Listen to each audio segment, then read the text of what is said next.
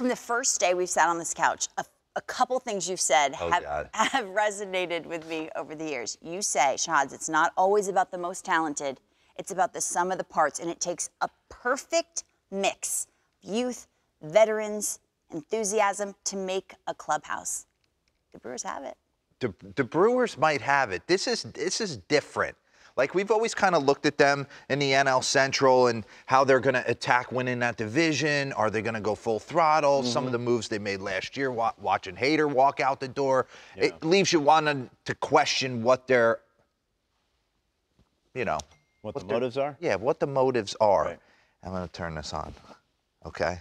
Turn it off. So when I was looking at the Brewers last night and I'm watching this game, they go back to back to back off Max Scherzer, second time ever done against him in his career. And then they go back to back again about an inning later. But it's the sum of the parts. It was kind of a mishmash, kind of a strange brew going on in Milwaukee. This roster has been put together a little bit different. And it kind of caught my eye, some of the guys that were getting knocked. So let's dive in a little bit. Is this a tape about an IPA? Yeah, come on. American Family Field. It's no longer Miller Park. They're going to have a new beer on tap. IPA's scam. It might be a strange brew. I don't think so. The one thing we know for sure, it's got the three main ingredients. It's got your Corbin Burnses, your Brandon Woodruffs, and your fastball Freddie Peraltas. And as long as we got those three, we can get it done. 60-37 with a 2.82 start of 2021. But then they have these kind of interesting pieces. The Rowdy Telezes of the world. At first base goes Bridge. Brian Anderson gets non-tendered by the Marlins, signs a 1 year, $3.5 with Milwaukee, and he has been killing it to start the season.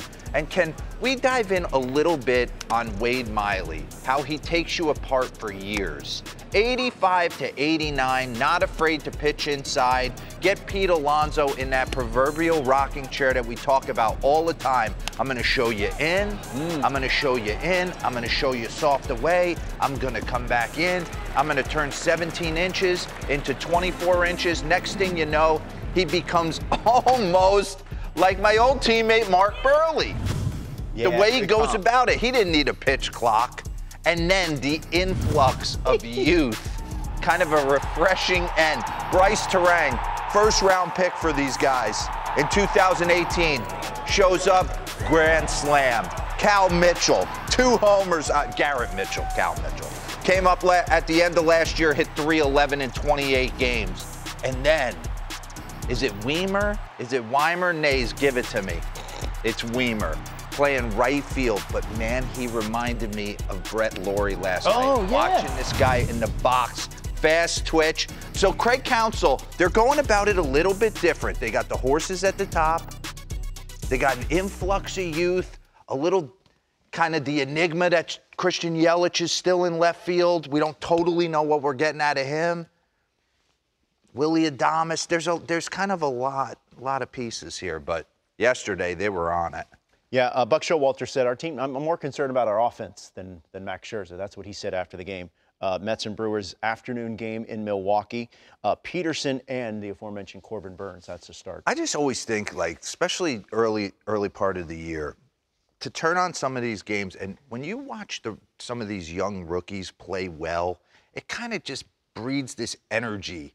To watch Garrett Mitchell yesterday, to watch Bryce Terang the other day, the grand slam in the home opener, like, for these guys to contribute quick, become a part of the team, kind of infuses some energy into And you get the respect from the veterans right away.